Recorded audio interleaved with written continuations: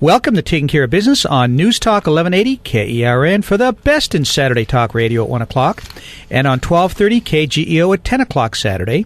And for the best in Wednesday Talk Radio on 1410 KERI, the Christian station.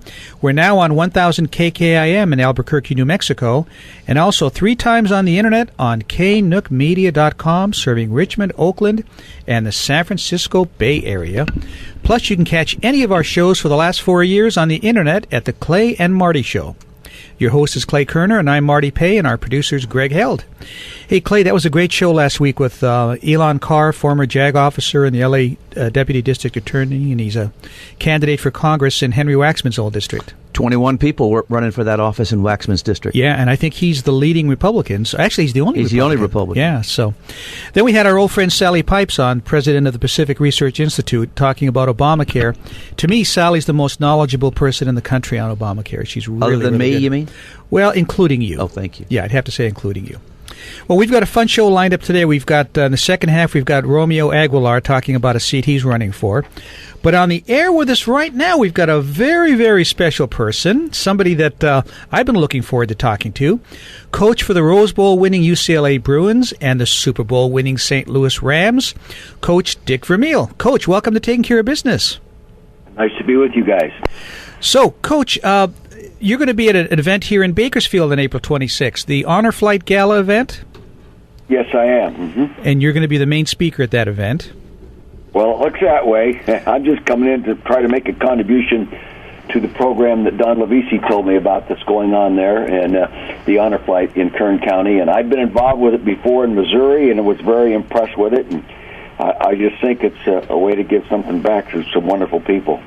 You know, and it's something very special for me. My parents, my dad was a Canadian soldier, and he met my mom. My mom played with Anne Frank as a kid, and in Amsterdam, and they met in Amsterdam during World War II, and they're both still around. I think I'll probably lose them both this year, but like so many World War II veterans, I guess we're losing 900 a day is what I read the other day. That's what they say, and I believe it. Yeah, and luckily on this Honor Flight now, I think they're going to continue it and start putting on Korean War veterans, and then pretty soon, Clay, they'll get to our era, the Vietnam War. Oh, I'm Afghanistan. Yeah, I don't think so. Well, I hope they do. I read one time where Will Rogers said, "We can't all be heroes. Some of us have to stand on the curb and clap as they go by." Well, that is so true. Yeah. Well, that's what I did for UCLA. I always stood on the curb and clapped as they went by. And I remember a coach there that did an extremely good job. I think he's on the line right now. I think he might be. Well, you know, I mean, just to beat the number one ranked team in the Rose Bowl. I mean, how did you pull that one off? Because on paper, they look like the much better team in the Rose Bowl. Well, you know, fortunate for us, they had beaten us 42-10 in the regular season, and that brought the Ohio State Buckeyes and Woody Hayes and team to Pasadena with probably a little overconfident and maybe getting ready to already celebrate their national championship without playing the game. And I think that was our big advantage.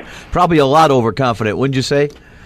I would say so, but, you know, we were a young team when we got beaten. By the end of the year, we were a really, really good football team. We might have been able to beat any team in the country at that time. We had John Shira, who ended up being the most valuable player in the game, and a college All-American quarterback, and we had some real. Wendell Tyler set a Rose Bowl rushing record. You know, we had some real fine players. Randy Cross went on to play for years in the NFL, and other players too.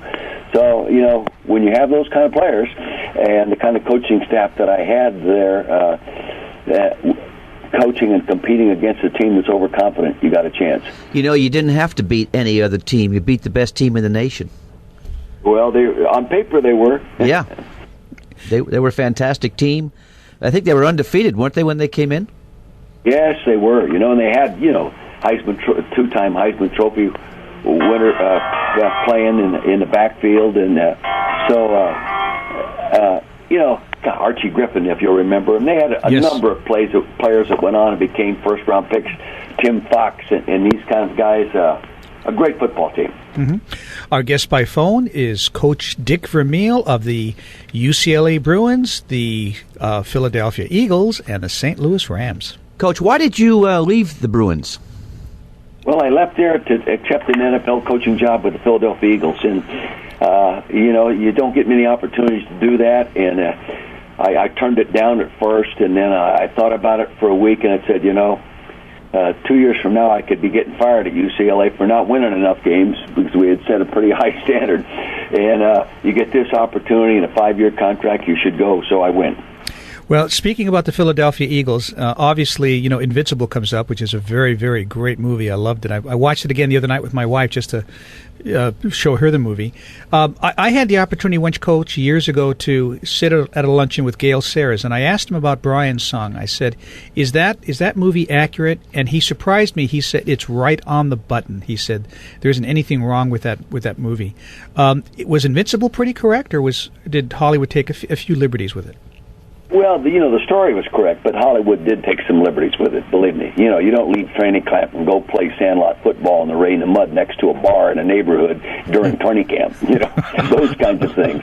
But overall, the story was true, and they did a nice job with it. Yeah. Now, was Vince Papale really somebody that hadn't played any semi-pro ball or anything? I read someplace that he had played semi-pro ball, and you had watched him or seen tape he of had him. played semi-pro football, no college football, but I didn't get to see him play. No, but I just saw him in the tryout. So that was an awesome situation, wasn't it? Here's a guy that walks on, and you end up putting him on the team. He earned his right. He was the fastest guy in camp that day, and he showed some athleticism. I think he was the kind of kid, if he had been a college football player, would have been a drafted player. Yeah. But St. Joseph was not a school that had football.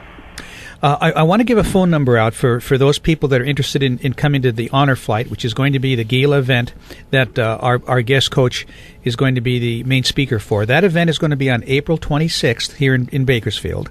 And the phone number, if anybody wants tickets, is 661-221-1819. I want to make sure I give that out.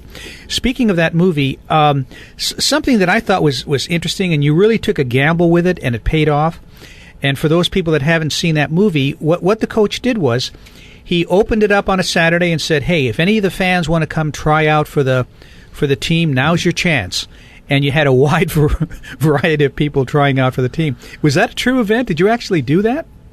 Yeah, we did. We did do that, and we had a wide variety, that's for sure. We had some former players, that had played college ball, and we had some people that wished they had gone to college because they were good high school players, and we had some people that just came out as a prank just to have fun. Yeah, the movie showed a couple guys, one guy in a Superman outfit with a cape, and this guy looked like he was at 300 pounds plus. But, what a gutsy move on your part to do that.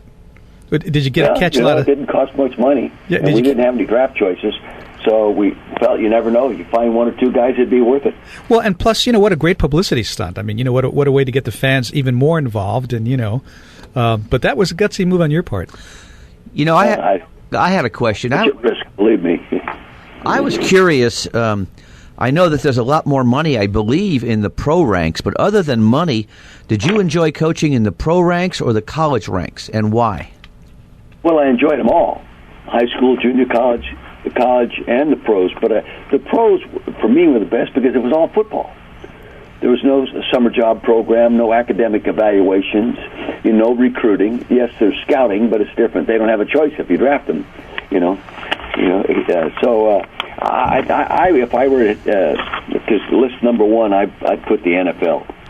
But is it easy to manage all those guys making those millions and millions of dollars versus the college players that aren't making anything? It's no different. No different. No, 99% of the NFL guys are great guys, and they're excited about the opportunity. They're gifted. They're pretty well educated, and they work hard because it's a way to make a great living, and they work year-round now, not like they used to do, just work during the season, so they can play longer. No, it was a great opportunity and a great experience. So another issue that's come up recently is unionization of the college athlete. What's your opinion on that? I'm against it. Yeah, I'm against it. We're at a time in our society right now where maybe the unions have played their role, did their part, and maybe there's some negatives to it. But to me, I just can't see it. It's amateur sports. To me, their scholarship is their payroll. To me, a lot of those kids wouldn't even get in school if they weren't athletes. I'm not so sure at Northwestern every one of those guys that's for the Union would have even gotten in school if they hadn't been a real fine high school football player. On academics alone, they may not have gotten in. Well, Coach, we've got a little less than a minute before our first break, but I wanted to just thank you for something. And don't hang up on me here, but I'm a lifelong Raider fan, unfortunately, and I remember when your Philadelphia Eagles made it to the Super Bowl that year and lost to my Raiders. I want to thank you for that. That made my year in a lot of ways. They were better than we were that day. That's for sure. Yeah, and only that day, because you guys had a great team that year. You really, really did. I'm surprised you didn't win it all that year. Well, it's not like baseball or basketball where you have the best of 7. You get one opportunity, you don't do it, you go home. Yep. When we get back from the break, there's a couple things I want to talk to you about, including your 7 common sense principles of leadership. We'll be back in a moment on Taking Care of Business on Koerner Radio News Talk 1180.